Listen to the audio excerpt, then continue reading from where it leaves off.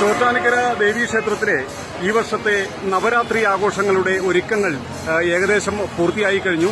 October 3 മുതൽ 13 വരെയാണ് ഈ വർഷത്തെ നവരാത്രി ആഘോഷങ്ങൾ. നമസ്കാരം.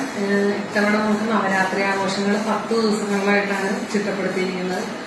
അപ്പൊ അതിലേക്ക് നമ്മുടെ പ്രശസ്തരായ നവ്യാനായർ, രചന നാരായണൻകുട്ടി, ജിബു പ്രതാപ്, കണ്ണൻജിനാഥ്, ഗംഗ, വയലിൻ പ്രാവീണ്യം നേടിയ ഇപ്പോഴത്തെ നമ്മുടെ കൊച്ചുമിടുക്കി ഗംഗയുടെ പരിപാടിയും ഉൾപ്പെടുത്തിയിട്ടുണ്ട്. അപ്പോൾ എല്ലാവരും അത് കാണാനെത്തുക, നവരാത്രി ആഘോഷങ്ങളിൽ പങ്കെടുക്കുക. കൂടാതെ നമുക്ക് കുരുന്നുകൾക്കായിട്ട് ആദ്യ അക്ഷരം കുറിക്കുന്ന നമ്മുടെ ഇത്തവണത്തെ കുരുന്നുകൾക്കായിട്ട് വിദ്യാരംഭത്തിന് ഓൺലൈൻ ബുക്കിംഗ് സൗകര്യം ഏർപ്പെടുത്തിയിട്ടുണ്ട്. അപ്പോൾ അത് നമുക്ക് ഓൺലൈൻ വഴി 7-ാം തീയതി വരെ ബുക്ക് ചെയ്യാവുന്നതാണ്.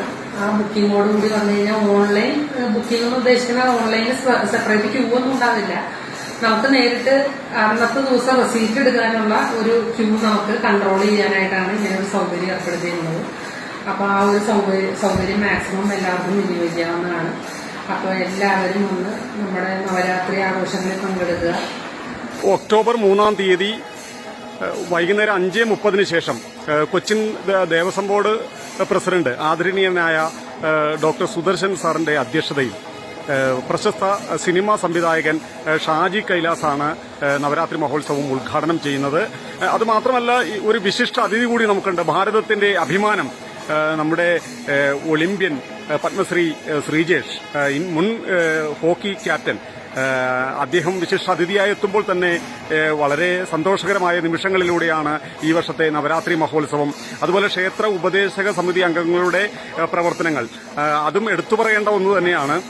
പിന്നെ ഈ സമ്മേളനത്തിൽ നമ്മുടെ കൊച്ചിൻ ദേവസ്വം ബോർഡിന്റെ മെമ്പർമാരായ MP മുരളീധരൻ സർ അവർ, പ്രേംരാജ് ചുണ്ടാലത്ത് അവർ, അതുപോലെ ഒരു പ്രൗഢഗംഭീരമായ ഒരു ഉദ്ഘാടന ചടങ്ങായിരിക്കും ഒക്ടോബർ 3-ാം തീയതി വൈകുന്നേരം 5:30 ശേഷം നടക്കാൻ പോകുന്നത്. എല്ലാ ഭക്തജനങ്ങളെയും ഭക്തിയാദരപൂർവ്വം തന്നെ ചോറ്റാനിക്കരയിലേക്ക് ക്ഷണിക്കുകയാണ്.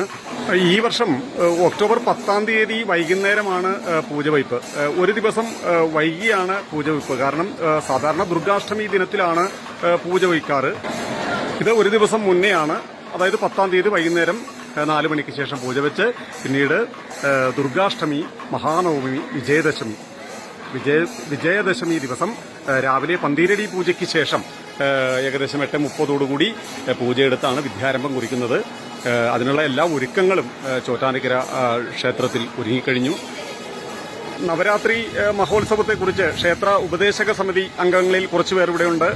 പ്രസിഡന്റ് വേണുഗോപാൽ, അതുപോലെ വൈസ് പ്രസിഡന്റ് അങ്ങനെയുള്ള ആൾക്കാരൊക്കെ ഉണ്ട്. നമുക്ക് അവരോട് തന്നെ ചോദിക്കാം, എന്താണ് അക്ഷരാർത്ഥത്തിൽ നവരാത്രി മഹോത്സവത്തിലുള്ള എല്ലാ ഒരുക്കങ്ങളും തയ്യാറായി കഴിഞ്ഞു അല്ലേ? ക്ഷേത്രത്തിലെ ഈ വർഷത്തെ നവരാത്രി മഹോത്സവത്തിന് വളരെ ഭംഗിയായിട്ട് തന്നെ ഒരുക്കങ്ങൾ ആരംഭിച്ചു കഴിഞ്ഞു.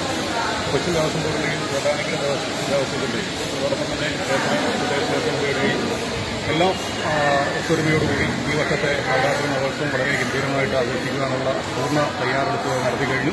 നൃത്തനാട്യ സംഗീത വിസ്മയങ്ങളുടെ അനന്തസാഗരത്തിൽ ആറാടുവാൻ ചോറ്റാനിക്കര അമ്മയുടെ പുണ്യഭൂമിയിലേക്ക് സ്വാഗതം ചെയ്യുന്നു. ഒക്ടോബർ 3 മുതൽ 13 വരെ ചോറ്റാനിക്കര ദേവീക്ഷേത്രം നവരാത്രി മഹോത്സവം 2024.